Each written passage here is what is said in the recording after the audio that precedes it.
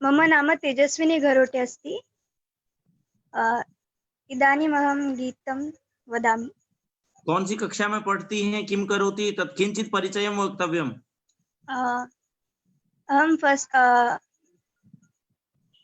अहं BCom first year अस्मि। अहं सीए पठामि। सीए इंटर एग्जाम अस्ति मया नवेम्बर मध्ये। बहुत अच्छा। संस्कृतं पठति? लाइव हो चुका है। हाँ, अब शुरू कीजिए। देश प्रति यदि प्रेम अस्ति तर्हि प्रत्यक्षण भवान् वदतु रे। अहमस्मि अथवा नास्मि भारत इति आवश्यकी। देश प्रति यदि प्रेम अस्ति तर्हि प्रत्यक्षण भवान् वदतु रे। अहमस्मि अथवा नास्मि भारत इति आवश्यकी।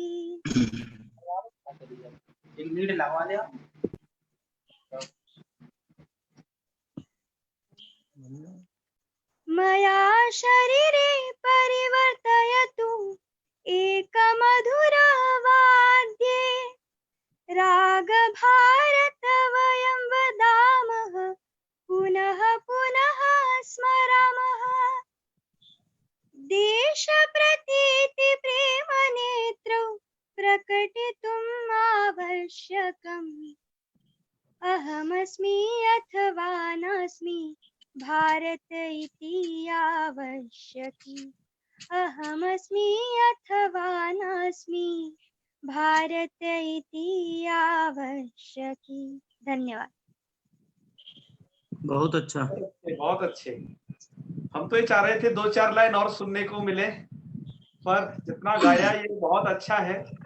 और हम भगवान से प्रार्थना करते हैं कि आपका गायकी क्षेत्र में भी बहुत अच्छा यश हो और संस्कृत के गाने में आप जो है आज के जमाने में केतकी मंगेशकर की तरह ही, जो एक मराठी गायिका हैं, उनकी तरह ही आपका खूब यश हो।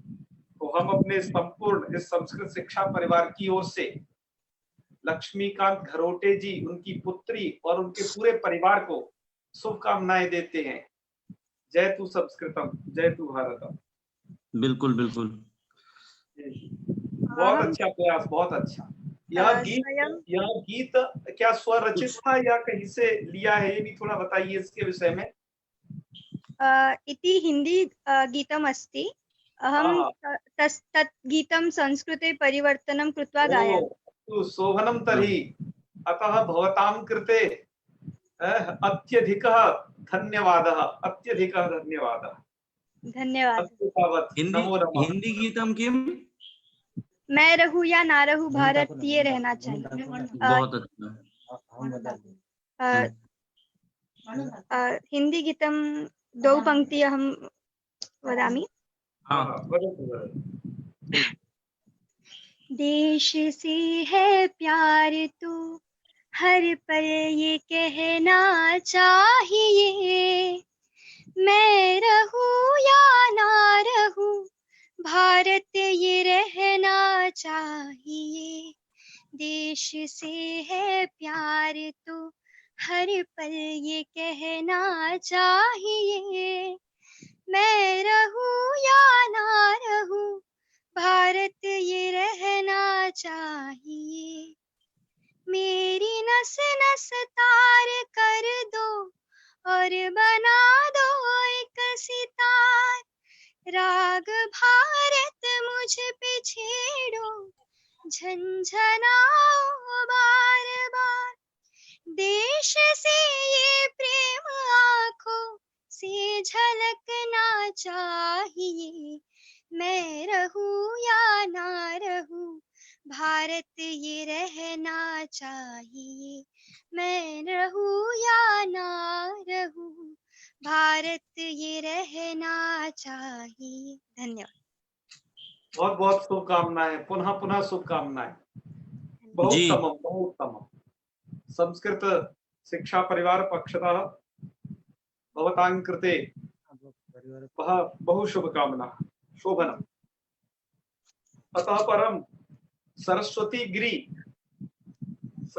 गिरी महोदया यदि अत्र चेत् आगच्छतु। म्यूट कर लीजिएगा लक्ष्मीकांत जी। सरस्वती गिरी, हाँ वीडियो ऑन कीजिए, ऑडियो भी ऑन कीजिए।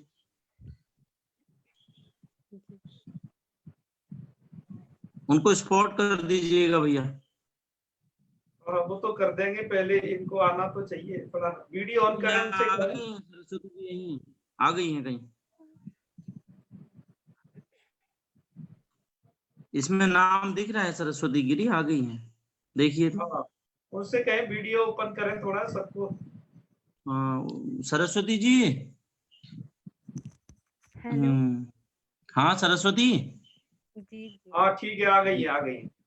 हाँ, दिखाई नहीं दे रही, सुनाई दे रही हैं आप बस। अभी दिखाई देंगी, अभी दिखाई देंगी। हाँ, और थोड़ा ऊंचा गाना, आवाज कम है आपकी। जी चलिए सरस्वती जी,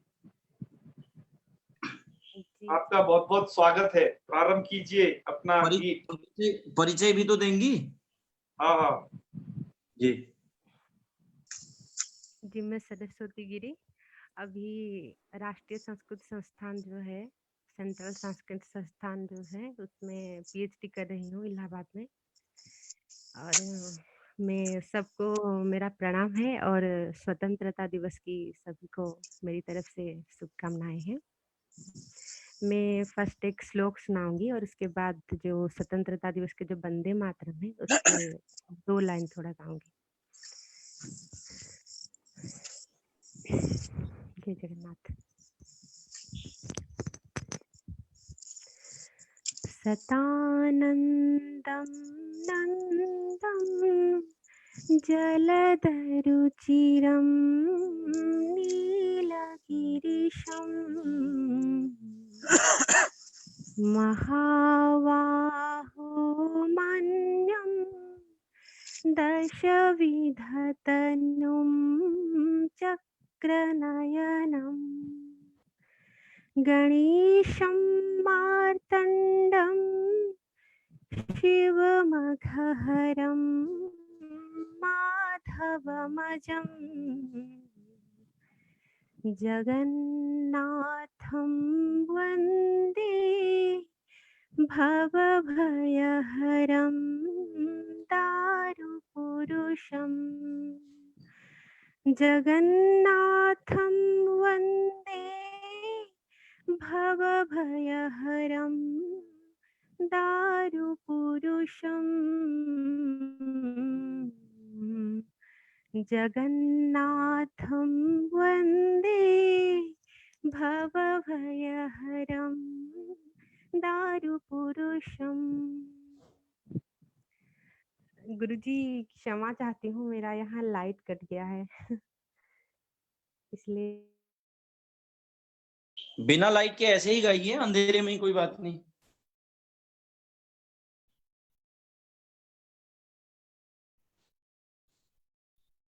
हेलो हरिओम सरस्वती जी हाँ गाइए, ऐसे ही, कोई बात नहीं, क्या हो गया। जी ठीक है।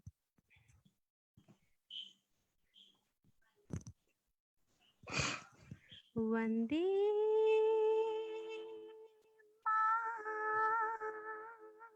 मातरम वंदे मातरम वंदे मातरम वंदे मातरम वंदे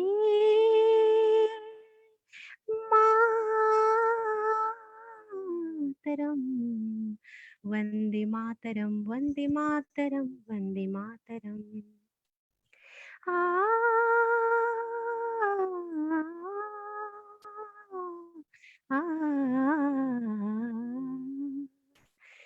सुजलां सुफलां मलयज शीतलां वन्दे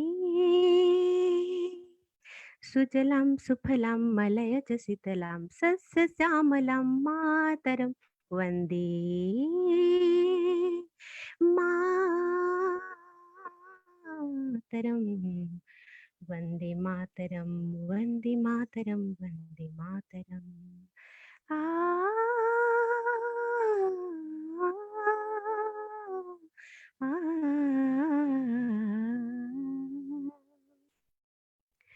शुभ्रजत्स्ना पुलकितजामिनीं पुल्लकुसुमितद्रुमदलशोभिनीम् आ,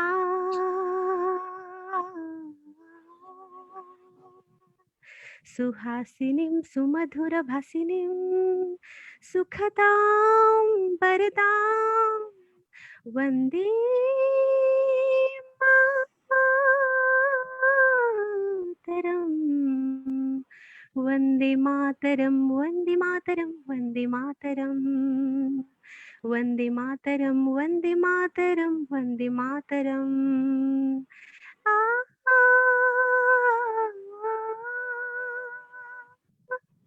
आ,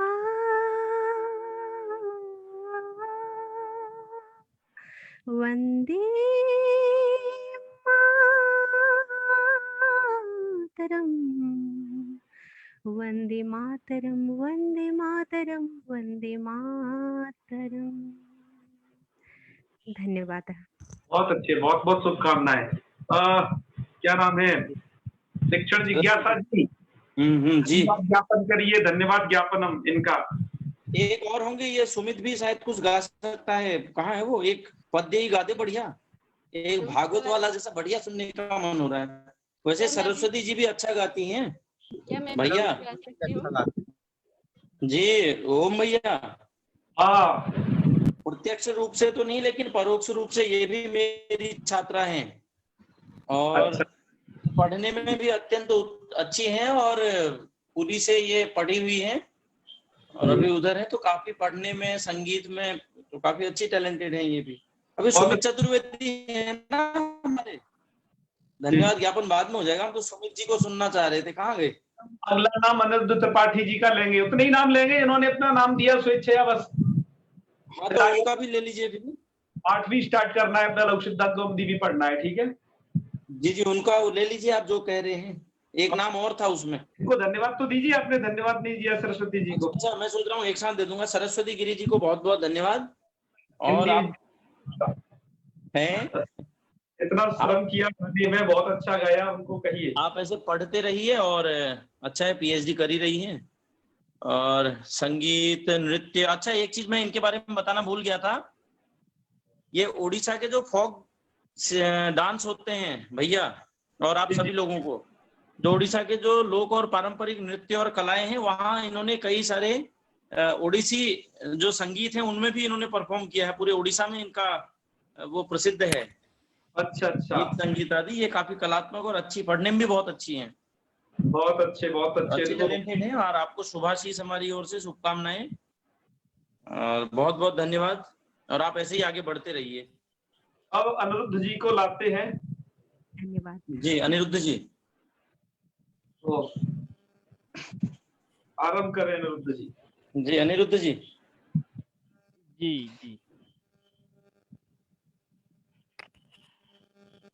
सर्वादौ ध्वनिः आगच्छति। आगच्छति, वदतु वदतु। आम् आम्। सर्वादौ सर्वान् सूरान् बहुमान् पुरस्सरं प्रणिपत्य स्वीयं गीतं प्रतिपादयामि।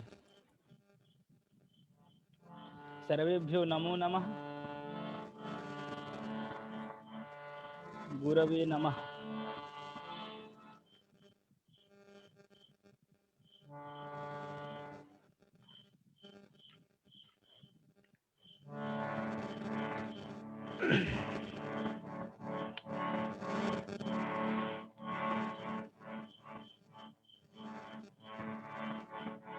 नमस्ते पुरुषं त्वाद्यमीश्वरं प्रकृतेः परम् अलक्ष्यं सर्वभूतानाम्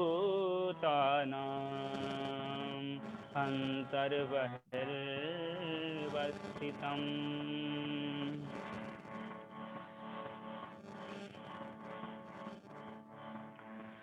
सखी हे नंद तनय आगच्छति सखी हे नन्दतनय आगच्छति मन्दं मन्दं मन्दं मन्दं मुरलीरणनैः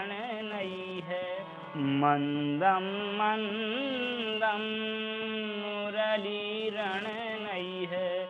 समाधिक सुखं प्रयच्छति सखी हे नन्दतनय आगच्छति सखी हे नन्दतनय आगच्छति भैरवरूपः पापिजनानां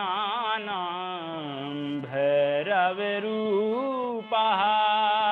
पापिजनानां सदा सुख करो देवः कवि हे सखी हे नन्दतनय आगच्छति सखी हे नन्दतनय आगच्छति कलित ललित कलित ललित मालिती मालिकाः कलित ललित मालिती मालिकाः सुरवर वांछित सेवः सखी हे नन्दतनय आगच्छति सखी हे नन्दतनय आगच्छति सारंगैः सारंग सुंदरो सारंगैः सारंग सुंदरो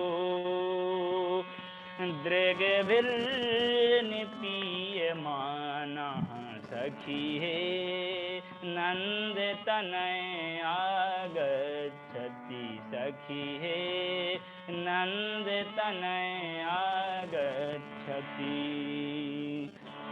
चपला चपल चमत्कृति वसनु चपला चपल चमत्कृति वसनु विहित मनोहर गानः सखी हे नन्दतनय आगच्छति सखी हे नन्दतनय आगच्छति श्रीवत्सेन चमत्कृति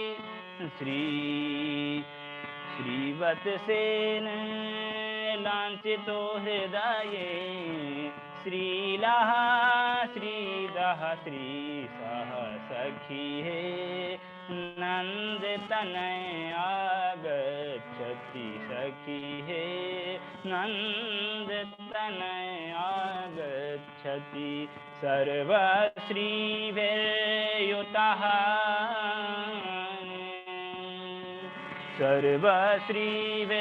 सर्वश्रीभिर्युतः श्रीपति सर्वश्रीभिर्युतः श्रीपति श्रीमोहनो गवीशः सखी हे नन्दतनय आगच्छति सखी हे नन्दतनय आगच्छति गौरीपतिना गौरीपतिना सदा भावितो गौरीपतिना सदा भावितो बर्हिण बर्ह किरीटः सखी हे नन्दतनय आगच्छति सखी हे नन्दतनय आगच्छति कनक कसिपु कदनु बलि मथनु कनक कसिपु कदनु बलि मथनु बेहते दसानन कीटः सखी हे नंद तनय आगच्छति सखी हे नंद तनय आगच्छति सखी हे नंद तनय आगच्छति। बहुत बहुत धन्यवाद। बहुत सुंदर। यह थे डॉक्टर अनिरुद्ध त्रिपाठी जी, जो के शास्त्रीय संगीत के बहुत मर्मज्ञ विद्वान हैं, वैयाकरण होने के साथ साथ, और बहुत अच्छे वेदांती हैं। इन्होंने वेदांत से भी आचार्य की है। और इन्होंने जो आज गीत गाया मित्रों, वह शिवराज विजय नामक उपन्यास का, ऐतिहासिक उपन्यास काव्य से उद्धृत है। यह द्वितीय निश्वास में जब अफजल खान और तान रंग का जब संवाद होता है, तो वहां पर तान रंग जी इस गीति को अफजल खान और उसके उधर दरबार में उसे सुनाते हैं। गीति के बोल थे, सखी हे नंद तनय आगच्छति। अत्यंत सरल भाषा में है यह। इसमें आपने अनुप्रास, उपमा, उत्प्रेक्षा इत्यादि बहुत सारे अलंकारों को भी सुना होगा, अब सुनते वक्त इनको महसूस किया होगा। और यह जो गीत है एक राग में नहीं है। अनिरुद्ध जी की जानकारी के लिए भी थोड़ा हम बताते हैं। यह गेय में भैरव राग, ललित राग, सारंग राग, श्री राग और गौरी राग, इतने सारे रागों का समावेश है। इसका जो मुखड़ा है उसको आपने बहुत अच्छे तरीके से गाया। मैं भी इसको एक बार आपके सामने फिर सुनाता हूं। तो वाह वाह, सारे रागों का समावेश है, एक राग का गीत नहीं है। बहुत ही कठिन, शास्त्रीय गायकों के लिए भी बड़ी चुनौती वाला गीत है ये। इसमें तो एक पद मैं भी सुनाता हूं इनके उच्चारण के बाद।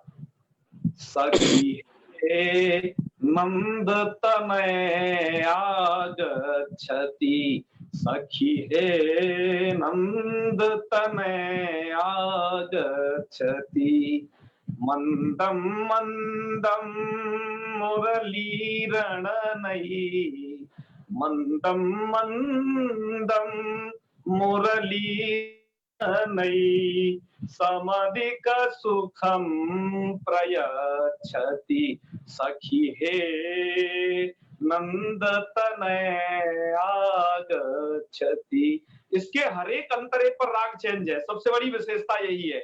तो मैं अनिरुद्ध जी से फिर कहूंगा कि इस गीत को और अच्छे कई रागों से सुसंपन्न होकर के इसकी तैयारी करें, बहुत अच्छा होगा। हमारे बीच में से वैदिक जी, रामकिशोर शर्मा जी, कुछ रामकिशोर वैदिक जी कुछ कहना चाहते हैं। वो 20 सेकंड का समय मांग रहे हैं, अतः मैं चाहता हूं कि वो अपने बात को हमारे समक्ष रखें। फिर हम लोग सिद्धांत कौमुदी का पाठ है बहुत 10 मिनट के लिए कहेंगे, पर करेंगे उसे पूरा, अपने क्रिया को अवरोध नहीं होने देंगे। जी रामकिशोर वैदिक कहिए। ललित गुरु जी गाएंगे। गुरु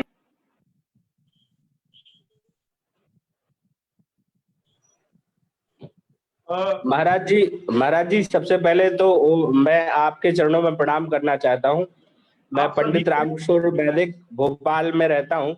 और महाराज जी फेसबुक से हम ये श्रवण कर रहे थे लघु सिद्धांत कौमुदी, और जब से हम जूम ऐप पे आए हैं, हमारा जीवन मतलब पहले तो फेसबुक में सुन रहे थे, लेकिन जब से जूम ऐप की आईडी बड़ी मुश्किल से हमें प्राप्त हुई। और महाराज जी ये मान लीजिए कि ये आप बहुत अद्भुत कार्य कर रहे हैं हम जैसे छात्रों के लिए। बस इतना ही कहना चाहता हूँ महाराज। चलिए आपको प्राप्त होगी, वही बड़ी बात है। हमें तो यह कार्य करना ही है, ये न कि न प्रकारेण। और इस कार्य का मुझे श्रेय बिल्कुल नहीं मिलना चाहिए, ये सब परमात्मा की कृपा से होता है। और इसमें निमित्त बने हैं आपके यजमान हैं ललित मोहन पंतोला जी, जिन्होंने इस प्रकार की रूपरेखा बिछाई है। बस मैं तो निमित्त मात्र हूँ। भगवान कृष्ण गीता में क्या कहते हैं, निमित्त मात्रम भव सव्यसाचे। बस उतना ही है, बस हम लोग वही है। तो आज का यह कार्यक्रम हम महाराज जी जी एक सेकंड की बात और महाराज जी की मैं शुरू से नहीं पढ़ पाया हूँ लघु सिद्धांत, तो बहुत बाद में ज्वाइन हुआ हूँ, तो उसके लिए क्या आपका मार्गदर्शन रहेगा? तो पंतोला जी ने बता दिया है आपको, जो भी वीडियो आपने है शुरू से देख डालिए, आपको वही फीलिंग आएगी पढ़ने जैसी। ठीक महाराज जी, ठीक। इसलिए रिकॉर्ड किए हैं कि वो कोई यदि छूट जाता है तो वह भी जुड़ सके। आप उन्हें लगातार देखें, जहां नहीं आए पूछे, ये सब हो जाएगा। ठीक है, आप म्यूट करिए, आगे की बात करते हैं। मुस्कुरा रहे हैं, मुझे लगता है धनंजय जी कुछ कह रहे हैं क्या? अच्छा, धनंजय जी कुछ कहना? मैं तो इतना ही कहना चाहूंगा कि संधि की ग्वालियर के बहुत सारे लोग असल में जो उस समय संस्कृत सप्ताह में लगे हुए थे, वो सब लोग एक बार कह रहे थे कि मैं आपसे कभी बात करूं कि संधि की आप एक बार पुनरावृत्ति कराएं, तो मैंने कहा अभी नहीं, पहले हो जाने दीजिए, बाद में हम आपसे निवेदन करेंगे। बहुत अच्छे, बहुत अच्छे। हमारा यही उद्देश्य है, क्या बोलते हैं कि वो दीप से दीप जले और एक से एक पढ़े, पूरे भारत को ऐसे ही जगमगा देना है दीप से। और हमें बीच में संगीत वगैरह का आयोजन इसलिए करा देते हैं, मानते हैं कि व्याकरण है, उसमें शब्दों के सिवा कुछ नहीं है, तो शायद इसके माध्यम से जो संगीतज्ञ लोग हैं वो भी थोड़ा उन्हें अच्छा लगेगा कि नहीं, व्याकरण में भी कुछ रस घुसाया जा सकता है, ये न कि न प्रकारेण, जैसे कथा में चुटकुले वगैरह, दृष्टांत वगैरह रस बनाया जा सकता है।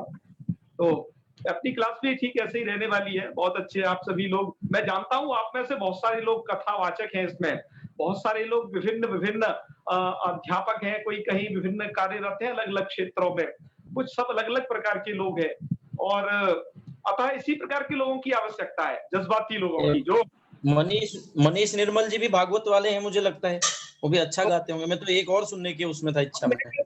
सबको एक दिन में ही सबको करा दोगे तो आज का पाठ चल जाएगा। आने वाले आज स्वतंत्रता दिवस है ना, कोई राष्ट्रभक्ति गीत नहीं हो पाया, और तो सब हुए। सुना दिया, शुरुआत में ही सुना दिया था, वो लक्ष्मीकांत गरोटे जी की पुत्री जी ने सुनाया और सरस्वती गिरी जी ने सुनाया। आप पाठ चलने दीजिए, आज आप व्यवधान नहीं डालिए, पाठ चलेगा तो चलेगा, यह अटल सत्य है। हाँ, पाठ करें। आप तो चलेगा ही, कोई 2 मिनट सुना देता तो चलिए, छोड़िए। अतः हम वो रोजाना करेंगे, एक ही दिन में सब करके खत्म कर दे तो रोमांच चला जाएगा। कुछ योद्धाओं को बचा रहना चाहिए बात के लिए भी। ये भी है। चलिए, खैर आज का पाठ हम प्रारंभ करते हैं।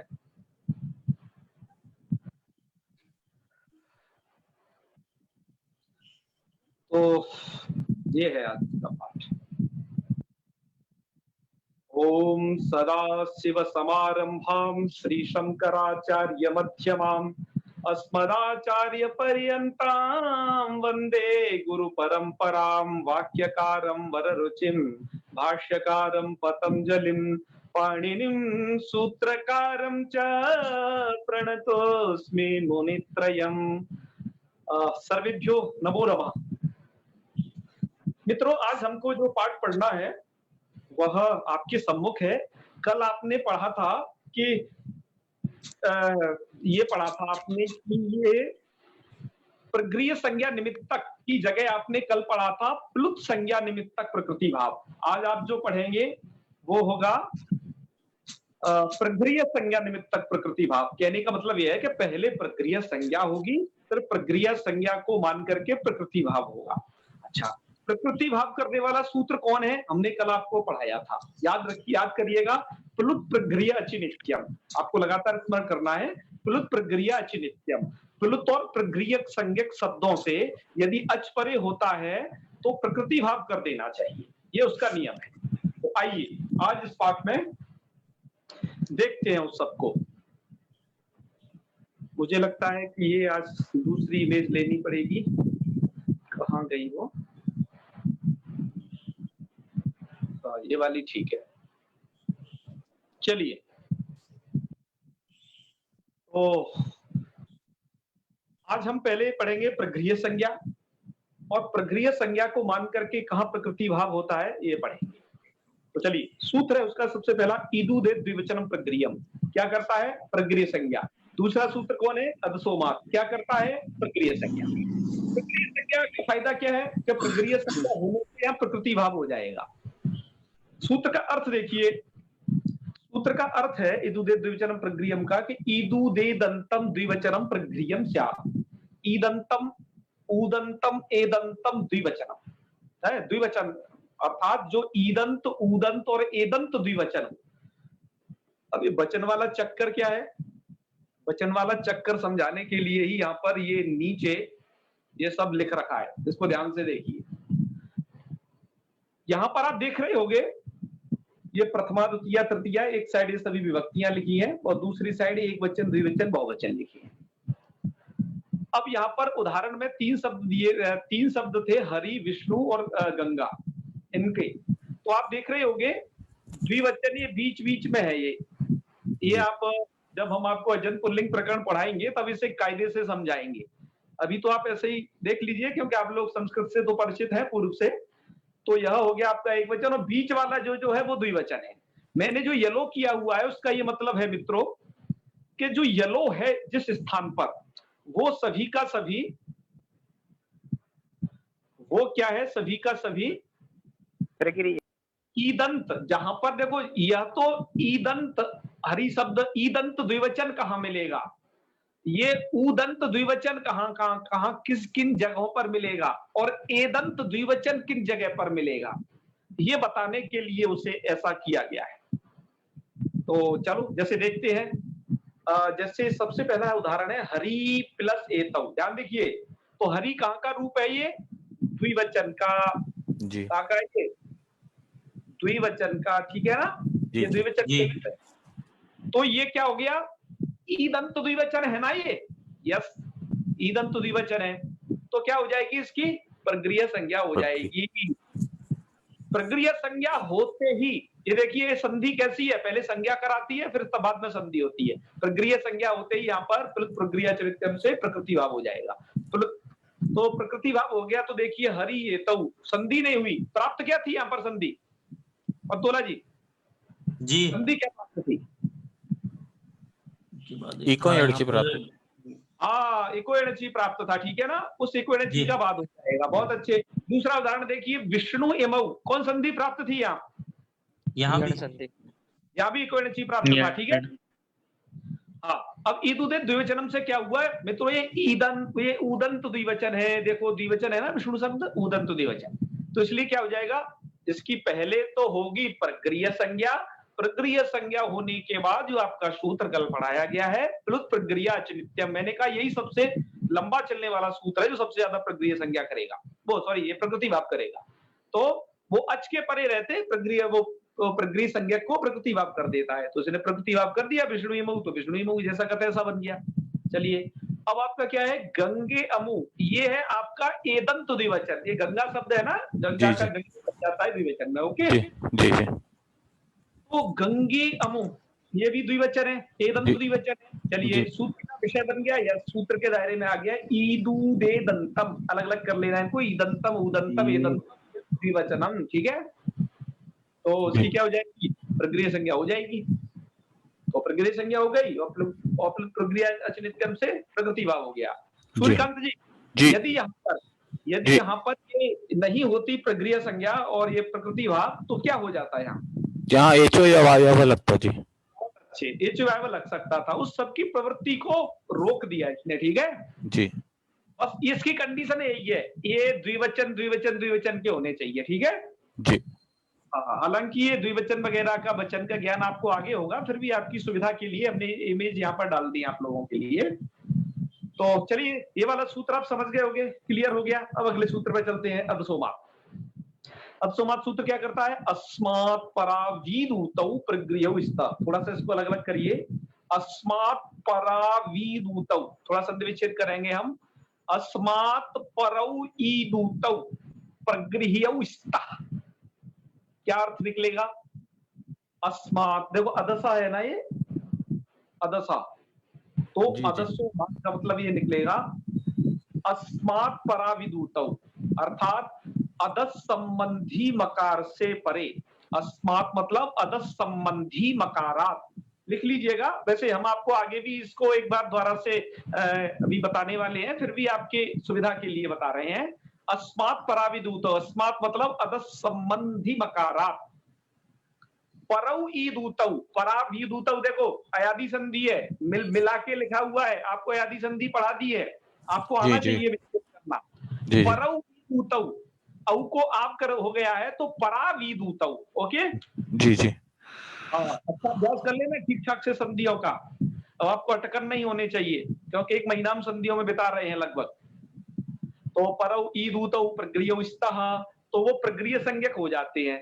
अदस संबंधी मकार से परे ईकार और उकार प्रगृह्य संज्ञक हो जाते हैं। ठीक है, तो ये अदस संबंधी मकार होना चाहिए, ध्यान रखना, ये बस यहाँ ध्यान रखने की बात है। अदस संबंधी मकार क्या है आपका, ये अमी का ई, वो अदस संबंधी मकारा मतलब अमी जो रूप आपको दिखाई दे रहा है ना, जी ये जी अदस शब्द से बना हुआ है मित्रों, एक अदस शब्द है। अदसस्तु विप्रकृष्टे स्यात्, थोड़ा दूर दूर के अर्थ में आता है ना। तो ये अदस शब्द है, अदस शब्द का एक रूप बनता है अमी। मित्रों अदस शब्द के जो रूप वगैरह हम जो कह रहे हैं, ये आगे आपको जो है हलंत पुल्लिंग प्रकरण में ये शब्द पढ़ाया जाएगा, अदस शब्द। अभी आप श्रद्धा भक्ति पूर्वक आपको जो बताया जा रहा है वो समझिए। आपको मानना ये है कि अमी जो है अदस शब्द से बना है, और राम कृष्णा बमु, थोड़ा संधि विच्छेद करिए, राम कृष्ण अमु, जी यहाँ पर जो अमु है, जी ठीक जी है, यहाँ पर अमु भी क्या है, अदस शब्द से बना है। क्लियर बात हुई? जी अदस शब्द है दोनों जगह, यस। अदस शब्द तो है, क्या अदस शब्द संबंधी मां मकार भी है क्या वहां पर? यस मकार भी है, अमी में भी आपको मां दिख रहा है, अदस शब्द संबंधी है वो, और अमु में भी आपको मां दिख रहा है जो कि अदस शब्द संबंधी मकार है। जी ठीक है जी जी। अच्छा, अदस संबंधी मकार से परे ई दूतौ, जो सूत्र में कहा गया था, ई दूतौ मतलब इकार उकारौ, दीर्घ, देखो यहाँ तपरकरण है, ई तूतौ में तपरकरण है, ध्यान रखना। ईदू दे द्विवचनम में सब जगह तपरकरण था, उन्हीं की अनुवृत्ति यहाँ पर हुई है। जी जी तो ई तूतौ का मतलब है दीर्घ इकार और दीर्घ उकार, ये दीर्घ से तपरकरण है। तो देखिए मकार से परे दीर्घ इकार अमी में आपको दिखाई दे रहा है, और मकार से परे दीर्घ उकार आपको कहां दिखाई दे रहा है, अमु में, राम कृष्ण अमु। ठीक है जी जी तो इसका मतलब ये पूरी शर्त घट गई, अस्मात् परा विदूतौ, अर्थात अदस संबंधी मकारात परौ ईदूतौ, अदस संबंधी मकार से परे ईकार उकार इन दोनों स्थलों पर विद्यमान है। तो क्या हो जाएगा, वो क्या जाएगा का प्रगृह्य इसका, वो दोनों प्रगृह्य संज्ञक हो जाए, तो ये प्रगृह्य संज्ञा हो गई। क्या हो गई, प्रगृह्य संज्ञा हो गई। ओके, जी जी प्रगृह्य संज्ञक से, जिसकी प्रगृह्य संज्ञा हो जाती है, तो आपने जो पिछला सूत्र पढ़ा प्लुत प्रगृह्य नित्यम, उससे प्रकृति भाव हो जाता है यदि अचपरे हो तो। ठीक है, तो देखो यहाँ दीर्घ संधि प्राप्त थी, सवर्ण दीर्घ संधि, उसको बात करके प्रकृति भाव हो गया, अमी सही बनेगा। ठीक है जी जी और यहाँ पर अमु आशाते में क्या प्राप्त था भाई, इको यण चिता यण संधि बहुत अच्छे, उसको बात करके क्या हो जाएगा, प्रकृति भाव, प्रकृति भाव होगा। ठीक है जी आपके मूल में ये दोनों उदाहरण थे, हमने इनको दर्शा दिया गया है और ज्यादा कुछ नहीं, आप समझ गए होंगे शायद। जी। वो ईदु दे द्विवचनम प्रगृह्यम में भी तपरकरण है, तो वो भी केवल दीर्घ वालों का ही बोध कराएगा, है ना? आप देखिए हर जगह दीर्घ है, विष्णु इमु गंगे सब जगह है ना। जी जी है ना, दीर्घ है, समझ गए। अब प्रश्न क्या किया जा रहा है, यह प्रश्न आपके लिए थोड़ा इस पाठ में ये मार्मिक अंश है आप लोगों के लिए, आप लोगों को ध्यान देना है, यह मार्मिक अंश क्या है। प्रश्न किया जा रहा है मात किम, प्रश्न क्या किया जा रहा है, मात किम। मात किम का मतलब है आप अदस्सो मात ये कह रहे हो ना जी, अदस्सो मात, तो इसका अर्थ क्या होगा, इसका अर्थ होगा कि अदस संबंधी मकार से परे, माँ से बाद, यही तो होगा ना। जी जी, माँ से बाद, माँ के बाद। माँ के बाद क्यों कह रहे हो, केवल यही कह दो ना, केवल क्या है शब्द का अर्थ क्या है, ये क्या पूछा, किसका अर्थ, ये मात मात नहीं अभी कोई कुछ पूछ रहा था, प्रकृति भाव का अर्थ क्या है, कोई पूछ रहा था ना ना, कमेंट किया है किसी ने? अच्छा पता नहीं, देखिए नहीं आया है ललित, आपको वैयक्तिक किया होगा, सब में एवरीवन में नहीं है। अच्छा अच्छा हाँ ठीक ओके ओके, प्रकृति भाव पूछा था, चलो प्रकृति भाव मैं बता चुका हूँ क्या है, आपको 2 दिन पहले बता चुका हूँ, वो तो क्लियर कर दिया है। प्रकृति भाव का मतलब है संधि इत्यादि का ना होना, स्वरूपेण अवस्थानम शब्दानाम, है ना? मैं पहले बता चुका हूं, आप उस स्लाइड को देखें। चलिए तो मुझे आपको यह बताना है कि मात किम अदसो मात में मात ग्रहण क्यों कर रहे हो? कि जी मात ग्रहण को हटा दो। सूत्रकार क्या बनेगा मात ग्रहण को हटाने पर? ठीक है जी। सूत्रकार ये बनेगा केवल के अदस शब्द से परे, अब मकार हट जाएगा ना, अदस शब्द से परे ईकार उकार उनकी प्रक्रिया संज्ञा हो जाएगी। बहुत अच्छे, अदस शब्द से ही अमी बना है और अदस शब्द से ही अमू बना है। ठीक है, तो अदस शब्द से परे यहाँ पर ईकार उकार है, यहाँ पर अमी में ई है और यहाँ ऊ है, अदस शब्द के ही ईकार उकार है। आराम से काम हो जाएगा। जब आराम से काम हो रहा था तो मात ग्रहण क्यों कर रहे हो, ज्यादा क्यों कर रहे हो? ठीक है जी। तो इस ज्यादा इसलिए कर रहे हैं जी, चलो माना ये दोनों प्रयोग सिद्ध हो जाएंगे, माना यस, माँ को हटाने पर दोनों प्रयोग सिद्ध हो जाएंगे, लेकिन बचेगा कौन सा प्रयोग? ये वाला प्रयोग बच जाएगा, अमुकेत्र। क्या प्रयोग बच जाएगा आपका? अमुकेत्र। अमुकेत्र, अमुकेत्र में क्या है? इसका संधि विच्छेद कर लीजिए थोड़ा आराम से, कोई बात नहीं। ये है अमु प्लस अत्र, अत्र अमुके अत्र। ठीक है, आराम से कर लोगे, कोई दिक्कत नहीं है, अब तो सब जानकार हो गए। चलिए, तो कह रहे हैं कि मात यदि आप नहीं रखोगे ना जी, ये ऊपर वाले अमी ईसा और रामकृष्ण अमू आशा ते प्रयोग तो सिद्ध हो जाएंगे, लेकिन यहाँ ये वाला फंसेगा। ये वाला कहीं कैसे फंसेगा कि तुम केवल यही मात को हटा दोगे तो केवल ये अर्थ होगा ना कि अदस शब्द से परे यदि ईकार उकार हो तो उनकी प्रक्रिया संख्या हो जाएगी। जी। तो कह रहे हैं माँ को हटाने से क्या होगा यहाँ पर कि देखो कि वो अब उन्होंने बताया, देखो भाई ये ऐसा है यदि आप अदसो मात में मात ग्रहण नहीं करते हो तो क्या होगा? आप देखिए ध्यान से, ई दू देत, तीन चीज थी यहाँ पर। क्या चीज थी? इतनी आ रहा है यहाँ। हाँ, यहाँ पर एत नहीं आ रहा है, तुमने देखा हुई अनुवृत्ति हुई है सूर्यकांत जी। ईदू देत में से, इस सूत्र से ही, ये पहला वाला सूत्र है, उसके बाद वाला है अदसोमात सूत्र जी। उस अदसोमात सूत्र में से ही ईत ऊत तो अनुवृत्ति हो गई है, ध्यान दो जी। ईद अस्मात पर ईद ऊत ये अर्थ तो हो गया है, मतलब ईत ऊत तो इससे अनुवृत्त होकर के आ गई है दो चीज जी। एत की अनुवृत्ति नहीं हुई है, इसलिए मात कहा गया होगा। कह रहे हैं, हाँ सुनो वही बात बतानी है जी। अरे भैया कि मात ग्रहण से एत की अनुवृत्ति नहीं होती है, इसमें क्या संबंध है? समझ में नहीं आ रहा कि यहाँ के मात ग्रहण करने से एत अनुवृत्त नहीं होता है, बल्कि ईत और ऊत दो ही चीज अनुवृत्त होते हैं इस सूत्र में, अदसो मात में। कहा जी ऐसी बात है जी, अदस संबंधी मकार से परे एत मिलता नहीं है। क्या समझे? जी। अदस संबंधी मकार से परे दुनिया में कहीं एत मिलता नहीं है। जी। वो नहीं मिलता है कि उसको अन्य हो जाता है। उसको एतीत बहुवचन, या आगे सूत्र पढ़ोगे अदसो से दादू दोमा जो पढ़ोगे बहुवचन में उधर, तो उसको अन्य कार्य हो जाते हैं। इसका मतलब ये निकला कि मकार से परे एकार मिलेगा नहीं कहीं पर भी आपको। अच्छा। और यदि अदसो मात में मात नहीं रहता तो असति मात ग्रहणे एकारोप्य अनुवर्तेत, मात पद नहीं रहता तो यहाँ पर एत की भी अनुवृत्ति हो जाती जी। एत की भी अनुवृत्ति हो जाती, उससे दोष क्या था जी? कि दोष ये था मात्र, देखो कि अब यहाँ पर अमुके में क्या है, अमुके में क्या है, ये यहाँ पर अब ध्यान दो, तो यहाँ पर भी क्या हो जाता, कब सूत्रकार थे मात इसमें रहता नहीं, क्या समझे? मात रहता नहीं इसमें अदसो मात में जी।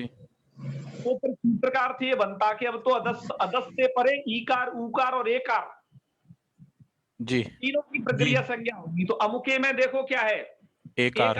ये अदस शब्द का ये अमुके, आप ध्यान रखिए, शब्दाभक्ति से मानिएगा भी, आगे समझ पाओगे इसे तद्धित में। अब यहाँ पर क्या चीज है, आप सूत्र में मात नहीं रख रहे हो तो अदस शब्द से परे अब तो तीनों की अनुवृत्ति होगी, ईकार उकार एकार की, एकार की यहाँ पर अनुवृत्ति होगी, तो यहाँ पर अब इसको भी क्या हो जाएगी, इसकी भी अब प्रक्रिया संज्ञा हो जाएगी जी। और जब आप मात रख देते हो तो अदस संबंधी मकार से परे एकार मिलता नहीं है। आप ध्यान दो, यहाँ पर ये मकार तो है ये अमुके में, लेकिन बीच में क्या क्या है, ऊ है और क है जी, बाद में ए है, समझे ना जी। तो मात ग्रहण करने से क्या होता है मित्रों कि अमुकेत्र में प्रक्रिया संज्ञा रुक जाती है। मात ग्रहण का फल यह है कि अमुकेत्र में प्रक्रिया संज्ञा का न होना। प्रक्रिया संज्ञा नहीं होगी तो प्रकृति भाव नहीं होगा। अतः अमुकेत्र प्रयोग में क्या हो जाएगा, जब तो जो प्राप्त था अमुके प्लस अत्र क्या हो जाएगा, पदांतर इसे पूर्व रूप कर लेना। बात आई कुछ समझ में? जी जी, अदस शब्द का है ना ये अमुकेत्र वाला भी, चतुर्थी। ये भी अदस शब्द का है। तो फिर एक मतलब गलत वो मतलब गलत रूप बन जाता है, इसलिए मात कहना पड़ा होगा। यस यस, प्रक्रिया का कोई शाब्दिक अर्थ पूछ रहा है। प्रक्रिया का कोई क्या है, संज्ञा है प्रक्रिया। संज्ञा जी, का समझ क्या शाब्दिक अर्थ होगा? संज्ञा का शाब्दिक अर्थ ने ढूंढिए। उन्होंने नाम दिया हुआ है कि इसका नाम प्रक्रिया है, ठीक है ना। प्रकृति भाव का शाब्दिक अर्थ बता दिया है आपको जी। अब मुझे इसी चीज को एक स्लाइड में और आपको दिखाना है थोड़ा सा। सबसे पहले तो इस वाले प्रयोग की सिद्धि देख लो। ये वाला ऊपर रह गया था, ये हरि ये तो वगैरह। पहले फिर हमें एक बार इसको द्वारा से फिर बताने वाले हैं आपको अमुकेत्र को कि हरि एतौ इत्यत्र एको एणचीति सूत्रेण इकारस्य यणः प्राप्तः किंतु इदुदे द्विवचनं प्रक्रियम इति सूत्रेण हरि इति इकारांत द्विवचनस्य। द्विवचनस्य का मतलब है द्विवचनांतस्य, ठीक है। ये अपने आप को नहीं कहा था द्विवचनांतस्य, पर टीकाकारों का यह मंतव्य है, अतः द्विवचनांतस्य इसका अर्थ होता है। ये हमने आपको लघु कौमुदी के स्तर पर अभी समझाया है, बाकी तो सिद्धांत कौमुदी में अलग अलग चर्चा है, खैर कोई बात नहीं। तो क्या होता है, द्विवचनांतस्य प्रगृह्य संज्ञायाम प्लुत प्रक्रिया नित्यम इति सूत्रेण प्रकृति भावे कृते। प्रकृति भाव कर लेने पर अतः स्वर संधि मतलब यण संधि ना, यण संधि नहीं होगी तो हरि एतौ इति प्रयोग असाधु हरि एतौ इति प्रयोग बन जाएगा। इसी तरीके से गंगी यमु यहाँ अयादेश प्राप्त था, लेकिन प्रक्रिया संज्ञा होने से प्रकृति भाव होने से वो नहीं होता है। ये बात आप समझ चुके हो। ऐसे ही और उदाहरण बनेंगे मित्रों। चक्षुषी प्लस एते, यहाँ पर भी ये द्विवचन का रूप है। चक्षुषी है, द्विवचनांत है, इकारा ईदंत द्विवचनांत है, ठीक है जी जी। तो यहाँ पर भी मतलब पहले प्रक्रिया संज्ञा होगी और फिर प्रक्रिया चलित्यम से प्रकृति भाव होगा। ध्यान रखना, मैं आपसे पूछूं कि प्रकृति भाव कौन करता है तो आपका मुख से निकलना चाहिए क्या, प्लुत प्रक्रिया नित्यम। याद रखना, प्रक्रिया संज्ञा कौन करेगा तो तब आपके मुख से कौन सूत्र निकलना चाहिए, इस स्थल के लिए है ना, और बाकी और स्थलों के लिए अलग अलग भी है। गुरु आगच्छता उदंत का उदाहरण, ठीक है। नेत्रे इमे, ये एक आर के बाद है इमे, तो ऐसा ही वैसा मतलब प्रक्रिया संज्ञा हो जाएगी। प्रतिष्ठिते तेतौ, इस प्रकार के ये रूप बन जाएंगे आपके। आचार्य जी, हाँ जी हाँ जी। गुरु आगच्छत में कैसे होगा? इसमें तो ईद उद एद तीनों में से कुछ भी नहीं है, आ है, ऊ है ना, ये दीर्घ गुरु में ऊ तो है। अच्छा अच्छा, आंख हो गए, गुरु गुरु गुरु ऊ है इसमें दीर्घ वाला। जी जी। अच्छा, पूर्व वाले में देखना है कि पर वाले में देखना है? अरे भाई अभी तक क्या समझा रहे थे कि पूर्व में ही तो होना चाहिए ऊ, दीर्घ ऊ। अच्छा अच्छा, मैं पर को देख रहा हूँ। ऊत की स्थिति हो ना, ये इस माइनस के साइड से इधर हो, इस साइड में। हाँ, पूर्व में होनी चाहिए, समझ गया है ना, और इधर होना चाहिए तो प्रकृति भाव हो जाता है। ठीक ठीक। द्विवचनांत दिमाग में रखना सब चीज को। चलिए कोई बात नहीं। आगे अब जो आज एक चीज समझाई थी अभी अभी, मात ग्रहणम के मित्रों आपको थोड़ा परेशान कर सकता है, लेकिन चिंता नहीं करनी, एक बार फिर उसको देखते हैं। यस, मात ग्रहणम किमर्थम, ये प्रश्न है, उत्तर होना चाहिए आपका। यहां पर मतलब क्या है कि यदि मात ग्रहण न क्रियेत, यदि मात ग्रहण नहीं करोगे तदा तु पूर्व सूत्रात एकारस्यापि अनुवृत्ति भवेत्। पूर्व सूत्रात मतलब ईदु दे द्विवचनं प्रक्रिया इति सूत्र, ठीक है जी। क्या हो जाता है, ईदु द्विवचन इति सूत्रात अनुवृत्ति भवेत् एकारस्यापि। ततश्च यदि एकार की अनुवृत्ति हो जाती तो क्या होता, अमुके अत्र इत्यत्र ककारात् परस्य, ककार से परे अदस शब्द संबंधेना एकारस्यापि प्रक्रिया संज्ञा साथ उसकी प्रक्रिया संज्ञा हो जाती, तेन पूर्व रूपम न भवेत्, तो पूर्व रूप नहीं हो पाता यहाँ पर, मतलब कहना पदांतर, ठीक है। कृते तो मात ग्रहणे, यदि आप मात ग्रहण यदि अदसो मात सूत्र में कर देते हो तो ततः परस्य एकारस्य असंभवात्, उससे परे एकार नहीं मिलता, एकार असंभव होता है। मकार से परे, अध शब्द के मकार से परे एकार नहीं मिल सकता है। इसलिए क्या होता है, मात ग्रहण के कारण, अदसो मात में मात ग्रहण के कारण अनुवृत्ति नहीं होती। किसकी नहीं होती अनुवृत्ति? एकार की अनुवृत्ति नहीं होती, ये कहने का मतलब है। इसीलिए वहां पर आपने अनुवृत्ति वो वृत्ति को पढ़िएगा, अर्थ में क्या लिखा है, अस्मात् परा वीदूतौ, ईदूतौ शब्द लिखे हैं जी जी ईदूदे द्विवचनम की एत नहीं लिखा है उस सूत्र की तरह, ठीक है जी जी। चलिए ये हुआ। रूप कैसे लिखना है आपको, इसको भी देख लीजिए। अमी ईसा इत्यत्र अकः सवर्णे दीर्घ इत्यनेन सवर्ण दीर्घे प्राप्ते तम प्रमाथ्य, उसको बात करके अदसो मात इत्यनेन सूत्रेण अदस शब्द संबंधी मकारात् परस्य इकारस्य प्रगृह्य संज्ञायाम कृतायाम, प्रगृह्य संज्ञा कर लेने पर प्लुत प्रगृह्या च नित्यमिति सूत्रेण प्रकृति भावे कृते अमी ईसा इति रूपम निष्पन्नम एवं ममुआशाते, ऐसे और बना लेना, ठीक है। और ये आप समझी गए, बाकी आप खुद पढ़ लेना। उकारस्य प्रगृह्यत्वात् प्रकृति भावा अतः तत्र अचि परे यणादेशो न भवति। तो आज का पाठ मित्रों यही था जो आपने सुना, कैसा लगा? अच्छा, बढ़िया था। मात शब्द का थोड़ा सा डाउट हो रहा है कि वो मात में जो त है वो मतलब तकार के लिए तो नहीं है शायद? मात के तकार का मतलब नहीं, वो तो विभक्ति का तकार है। मात मतलब मकार से परे, वो पंचमी है शायद मात। हाँ मात पंचमी है। मात मतलब मैंने अर्थ वीडियो को सुनिए, मैंने अर्थ क्या बोला था, अदस संबंधी मकारात ईकार उकार प्रगृह्यो स्तः, ये अर्थ बोला, ठीक है ना? जी जी। आपके कोई प्रश्न हो, अपने प्रश्न कर सकते हैं। 8 नहीं तो 8 बजने वाले हैं, पाठ को फिर विराम देंगे यदि आपके कोई प्रश्न होंगे तो। और हम प्रकृति भाव संधि में चल रहे हैं मित्रों। यह संधि आपने देखा किस किस जगह पर आपको पाई जाएगी? संधि की वो क्या है, बहुत कम होती है, बहुत कम जगह पर ये लगती है। आपने देखा वो द्विवचन में ही लगेगी। अब द्विवचन ढूंढो, और ईकारांत उकारांत एकार ही, इकारांत ही द्विवचन होना चाहिए वो, ठीक है। तो ये सब बहुत सारी चीजें हैं। तो ऐसे करके इस संधि का जो एरिया है वो थोड़ा शॉर्ट है, ये आपको मिलेगा पर कम मिलेगा। और आपको ये ध्यान रखना है, क्योंकि आप लोगों को तो विद्वान होना है ना, आपको सभी श्रीमद् भागवत महापुराण इत्यादि बहुत सारे पुराण, षड शास्त्र, आयुर्वेद के तमाम ग्रंथ, नाट्य शास्त्र आदि, और आपको वेदांत, सांख्य इत्यादि की न जाने क्या पढ़नी है। तो वो पढ़ते रहिए अनेक शास्त्रों को, व्याकरण के अलावा अन्य शास्त्रों में भी श्रम करें और वेदों में श्रम करें, क्योंकि वैदिक व्याकरण के लिए भी यह आपको थोड़ा बहुत कुछ नियम चेंज होते हैं, है ना। वैदिक व्याकरण को थोड़ा सा जान लेना चाहिए, मध्य सिद्धांत कौमुदी से पर्याप्त है, तो उसको भी जान पाओगे। क्योंकि वेद रक्षार्थम अध्ययन व्याकरणम, व्याकरण में क्यों पढ़ना है, पतंजलि जी क्या कहते हैं, वेद की रक्षा के लिए पढ़ना है। और वेद का सरलीकरण क्या है, वेद को सरल रूप में प्रस्तुत करना, वेद को सरल रूप में परोसना, ये पुराण इत्यादि की परंपरा है। इतिहास महाभारत रामायण की जो परंपरा है वो वेदार्थ को ही सरल सुगम रूप में प्रस्तुत किया गया है। अतः दोनों में कोई भेद नहीं है, बस एक जो है मूल चीज है, एक उसकी हिंदी और या संस्कृत व्याख्या है उसकी, ठीक है ना, दोनों में कोई भेद नहीं है। तो चलिए, खैर आपका शायद कोई प्रश्न नहीं है तो आज की पाठ का यही समापन करते हैं। गुरुजी जी जी, ये आर्य समाज वाले पुराण को नहीं मानते हैं। अरे इसीलिए मैं ये बात कहा कि दोनों में भेद नहीं मानना है। देखो क्यों, देखो मेरी बात हुई थी, खैर इन बातों को यहाँ नहीं कहना चाहिए। आपको मानना या नहीं मानना एक अलग बात है। आपने जो नहीं मानते उसने ये कही, आपने कितने पुराणों को पढ़ा है, मेरा एक प्रश्न है बस। कितने पुराणों को बिना पढ़े कह देना ये बेकार है, ये गलत बात है, ये गलत बात है। आप पहले जानिए उनको, पढ़िए।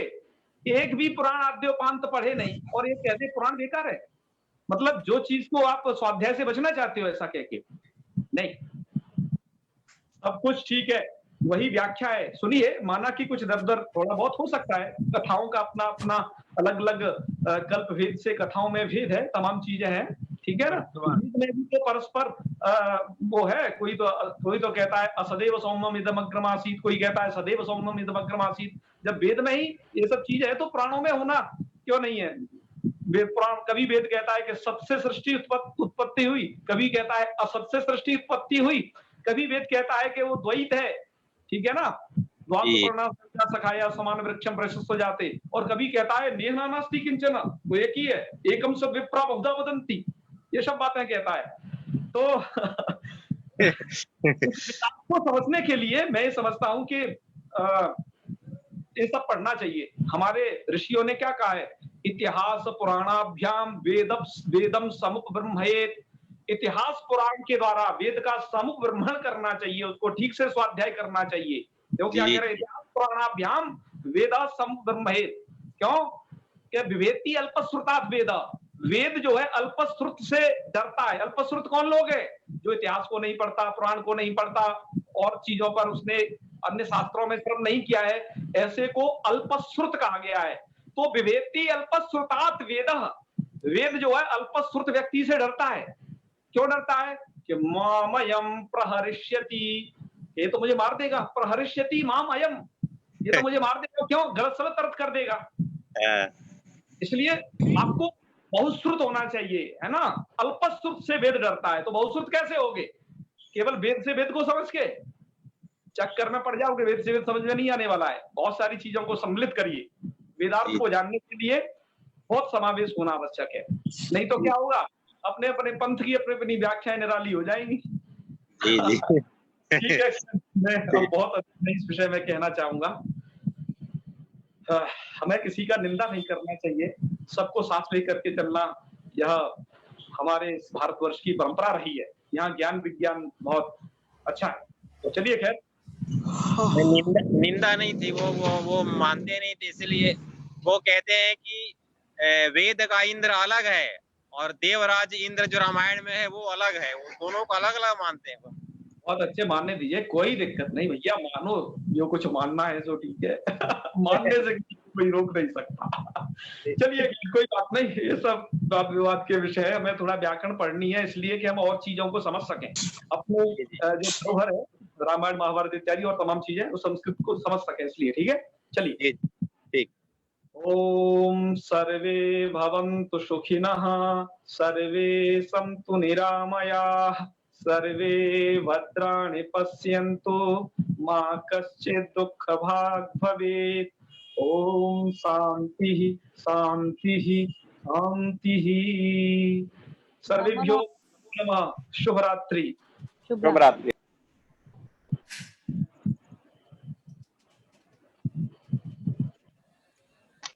शुभरात्रि।